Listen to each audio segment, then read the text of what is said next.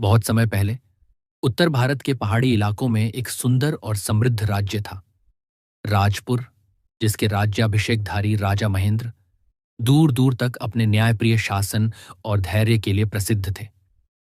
उनके महल के पास एक अद्भुत बाग था, जिसमें तरह तरह के फूल और मीठे फलों के पेड़ थे। लेकिन सबसे अनोखी और कीमती चीज थी एक ऐसा पेड़ जिस पर केवल सोने के सेब लगते थे। राजा महेंद्र ने उसके रख रखाव के लिए सबसे विश्वसनीय माली और चौकीदार नियुक्त किए थे। रात दिन वे उस पेड़ का पहरा देते ताकि कोई भी सोने का सेब चोरी न कर सके। एक दिन जब चौकीदार ने पेड़ की जांच की तो वह चौंक गया। एक सोने का सेब गायब था। वह दौड़ता हुआ राजा महेंद्र के पास गया और पूरी घटना बताई। राजा को यह बात सुनकर आश्चर्य और चिंता हुई। यह कैसे हो सकता है कि इतने चौकस पहरे के बावजूद फल चोरी हो गया? उन्होंने गंभीरता से कहा। इसके बाद राजा ने ऐलान किया कि जो कोई भी चोर को पकड़ लाएगा उसे बड़ा इनाम मिलेगा। राजा के 3 पुत्र थे। सबसे बड़ा राजकुमार राजेंद्र, मझला राजकुमार वीर और सबसे छोटा राजकुमार जितेंद्र। पहले रात को बड़े राजकुमार ने बाग में पहरा देने की ठानी, लेकिन 2 घंटे में ही नींद आ गई और सो गया। सुबह उठकर देखा कि फिर से एक सेब गायब था। अगली रात मझला राजकुमार ने भी पहरा दिया, लेकिन उसे भी नींद आ गई। लगातार चोरी होती रही और राजा और दरबारी चिंतित हो उठे। तब सबसे छोटा राजकुमार जितेंद्र आगे आया और कहा, पिताजी, मुझे एक मौका दीजिए, मैं रात भर जागकर चोर को पकड़ लूंगा। राजा महेंद्र ने उसे डांटते हुए कहा, तुम क्या सोचते हो? बड़े भाइयों के प्रयास असफल रहे और तुम सफलता पा लोगे? लेकिन जितेंद्र ने हार नहीं मानी और प्रार्थना की। अंत में राजा को उसे मौका देना पड़ा। उस रात जितेंद्र ने तय किया कि वह किसी भी हालत में नहीं सोएगा। आधी रात में उसने देखा कि एक सुंदर सोने की चिड़िया उड़ती हुई पेड़ पर बैठ गई और सेब तोड़कर अपनी चोंच में पकड़ लिया। जितेंद्र ने तुरंत तीर छोड़ा, लेकिन चिड़िया उड़ गई और एक सोने का पंख जमीन पर गिरा। अगले दिन वह पंख राजा महेंद्र को दिखाने गया। राजा पंख देखकर दंग रह गए और बोले, अगर पंख इतना सुंदर है तो चिड़िया कितनी सुंदर होगी, इसे पकड़ कर लाओ। राजकुमार राजेंद्र ने पहले प्रयास किया। जंगल में चलते हुए उसने एक लोमड़ी को देखा। लोमड़ी ने कहा, राजकुमार, मेरी सलाह मानो। शाम को तुम 2 सराय देखोगे, एक सजी धजी और दूसरी साधारण।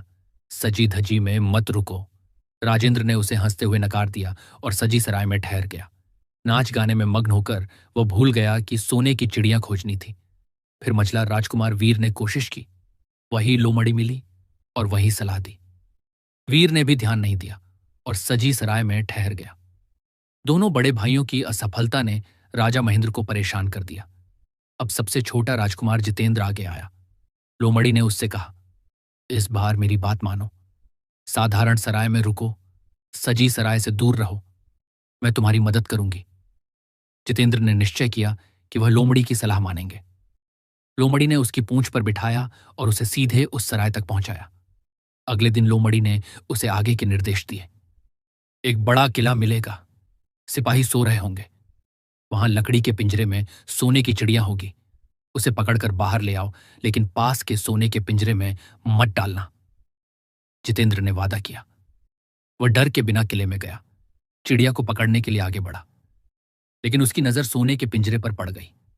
लालच में आकर उसने चिड़िया को उसी में डाल दिया। चिड़िया शोर मचाने लगी और सिपाही जाग गए।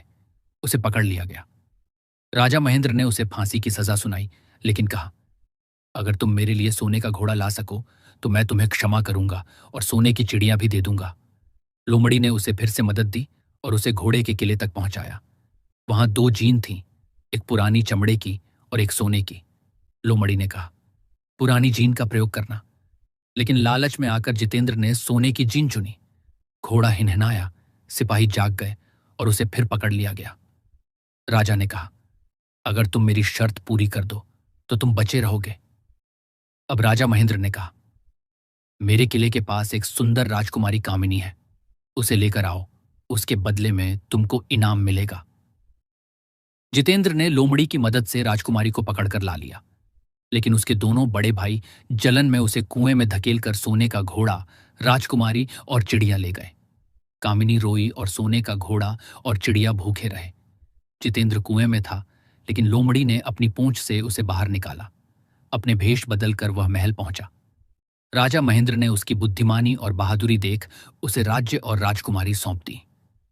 लोमड़ी ने बताया कि वह असल में जादू के प्रभाव में बंद राजकुमार थी। जितेंद्र ने उसे तीर मारकर मुक्त किया। अंततः छोटे राजकुमार ने राज्य, राजकुमारी और सोने की चिड़िया और घोड़ा सब पाया। दोनों बड़े भाइयों को दंडित किया गया। जितेंद्र के बड़े भाई राजेंद्र और वीर अपने लालच में इतने अंधे हो गए थे कि उन्होंने सोने के घोड़े, चिड़िया और राजकुमारी कामिनी को अपने कब्जे में कर लिया। महल में राजा महेंद्र को यह खबर मिली तो उन्होंने तुरंत अपने सैन्य कमांडरों को तैयार किया। लेकिन जितेंद्र ने तय किया कि वह अपनी बहादुरी और चतुराई से अकेले ही इन चीजों को वापस लाएगा। लोमड़ी, जो असल में जादू की शक्ति वाली थी, उसने जितेंद्र को समझाया, तुम्हारे बड़े भाई लालच में फंस गए हैं। अगर तुम सीधे उनकी ओर जाओगे तो सब खत्म हो जाएगा। हमें पहले जंगल के रहस्यमय मार्ग से गुजरना होगा। वहां तुम्हें 3 परी मिलेंगी, एक पानी की, एक आग की और एक हवा की। इनकी मदद से ही तुम सोने के घोड़े और चिड़िया को मुक्त कर सकोगे। जितेंद्र ने हिम्मत जुटाई और जंगल की ओर बढ़ा। पहले उसे पानी की परी मिली। वह एक सुंदर जलप्रपात के पास बैठी थी। उसने कहा, राजकुमार, यदि तुम मेरी परीक्षा पास करोगे तो मैं तुम्हें जादुई जल दूंगी जो किसी भी ताले को खोल सके। परी ने उसे 3 कठिन सवाल पूछे, जिनमें बुद्धि और साहस दोनों का परीक्षण था। जितेंद्र ने बिना हिचकिचाहट के सभी सवालों के सही उत्तर दिए। परी खुश हुई और उसने उसे जादुई जल दे दिया। फिर उसने आग की परी से सामना किया। यह परी एक विशाल आग के घेरे में बैठी थी। उसने कहा, यदि तुम मेरी परीक्षा पास करोगे तो मैं तुम्हें अदृश्य बनने वाला जादुई कवच दूंगी। परीक्षा थी एक जलते हुए पुल को पार करना। जितेंद्र ने अपनी बुद्धिमानी और लोमड़ी की मदद से पुल पार किया और आग की परी ने उसे अदृश्य कवच दे दिया। अंत में हवा की परी मिली। उसने कहा, राजकुमार, यह तुम्हारी अंतिम परीक्षा है। यदि तुम उसे पार करोगे तो तुम अपने लक्ष्यों में सफल हो जाओगे।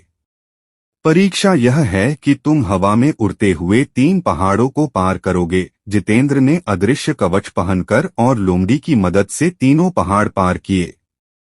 हवा की परी ने उसे आशीर्वाद दिया और कहा, अब तुम तैयार हो, आगे केवल साहस और धैर्य ही काम आएगा। जितेंद्र ने धीरे धीरे अपने बड़े भाइयों के पास पहुंचने का रास्ता देखा। उसने देखा कि राजेंद्र और वीर सो रहे थे। सोने का घोड़ा उनके महल के बाड़े में बंद था और चिड़िया एक सुनहरी पिंजरे में। राजकुमारी कामिनी को एक कमरे में बंद कर रखा गया था। जितेंद्र ने जादुई जल का उपयोग करके ताले खोल दिए और अदृश्य कवच पहनकर अंदर घुस गया।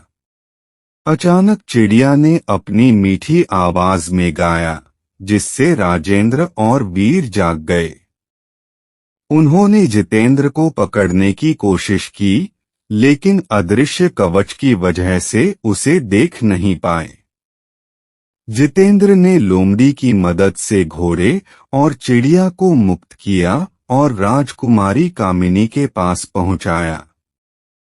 कामिनी ने कहा, जितेंद्र, तुम्हारी बहादुरी और धैर्य ने हमें बचाया। तुम सच में राजा के योग्य हो। जितेंद्र ने सबको महल वापस ले जाने का फैसला किया। रास्ते में उन्होंने देखा कि बड़े भाई पछताते हुए खड़े हैं। राजा महेंद्र ने उन्हें सबक सिखाने के लिए कहा, लालच और अहंकार कभी भी सफलता नहीं दिलाते। तुमने जितेंद्र को हराकर दिखाया। बड़े भाई शर्मिंदा होकर झुक गए।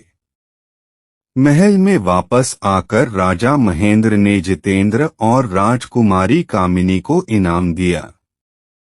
सोने का घोड़ा और सोने की चिड़िया भी सुरक्षित लौट आए। लोमड़ी ने राजकुमार की बहादुरी और बुद्धिमानी को सराहा और कहा, अब तुम असली राजा बन सकते हो। लेकिन याद रखो, हमेशा धैर्य, साहस और बुद्धि से काम लेना। राजकुमार जितेंद्र ने राज्य संभाला और अपने बड़े भाइयों को सिखाया कि लालच और अहंकार से कभी भी सफलता नहीं मिलती। राजकुमारी कामिनी के साथ वह खुशहाल जीवन जीने लगा। सोने का घोड़ा और चिड़िया उसकी निष्ठा और साहस के प्रतीक बन गए। राजा महेंद्र ने अपने छोटे बेटे की बुद्धि और बहादुरी के लिए उसे पूरे राज्य का उत्तराधिकारी घोषित किया। इस प्रकार न्याय, धैर्य और बुद्धि की जीत हुई और जितेंद्र, राजकुमारी कामिनी, सोने का घोड़ा और जादुई चिड़िया हमेशा सुख और समृद्धि के साथ राज्य में रहे। जितेंद्र, राजकुमारी कामिनी, सोने का घोड़ा और जादुई चिड़िया महल लौट आए। पूरे राज्य में खुशियां फैल गईं। राजा महेंद्र ने महल में एक बड़ा उत्सव रखा। पूरे राज्य के लोग आए और जितेंद्र की बहादुरी की प्रशंसा की। बड़े भाई राजेंद्र और वीर अब पछताते हुए अपनी गलती मानने लगे। राजा महेंद्र ने उन्हें डांटा, लेकिन साथ ही शिक्षा दी, लालच और अहंकार से कुछ नहीं मिलता।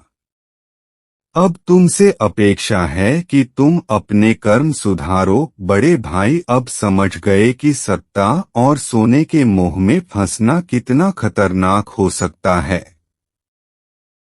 जितेंद्र ने सोने का घोड़ा राजा महेंद्र को भेंट किया।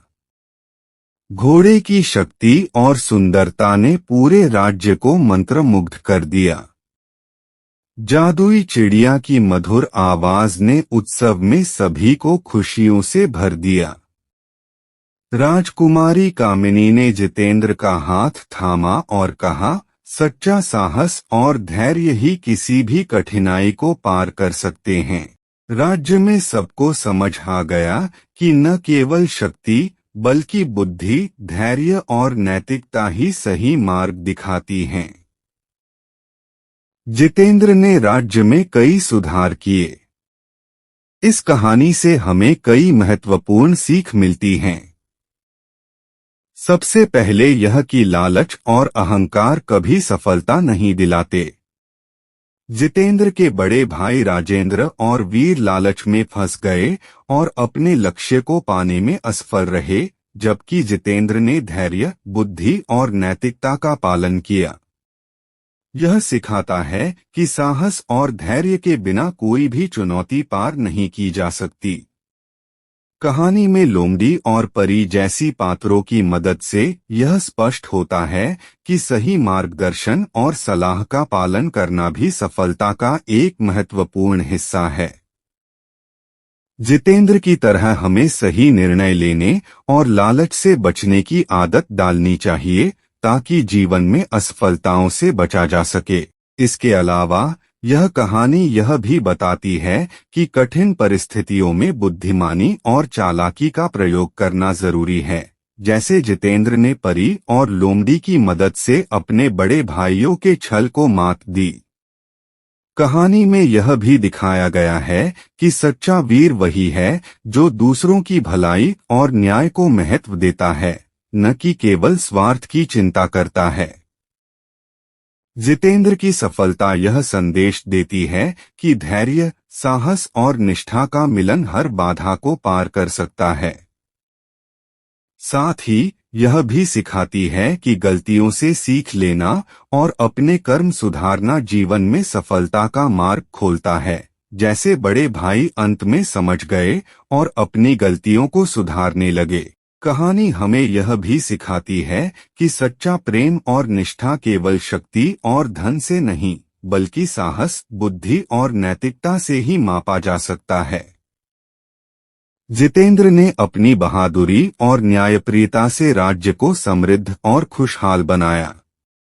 यह उदाहरण हमें यह सिखाता है कि सच्चे नेता वही हैं जो अपने राज्य और प्रजा के लिए समर्पित रहते हैं।